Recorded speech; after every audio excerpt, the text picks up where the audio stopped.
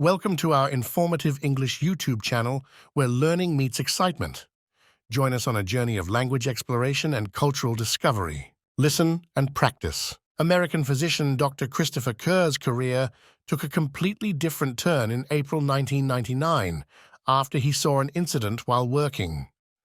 He was caring for Mary, a 70-year-old woman. Her 4 children had gathered around her in the hospital room as she was a patient who was on the point of death. All of their offspring had grown into adulthood.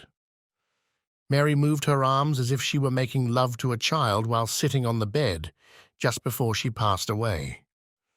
He was a creature that the doctor and his kids could see, but they were unable to see anyone else in the room. She refers to the invisible youngster as Dean on multiple occasions and makes motions that mimic giving the child a hug and kisses. Thanks for watching this video. Please like, subscribe, and share this channel.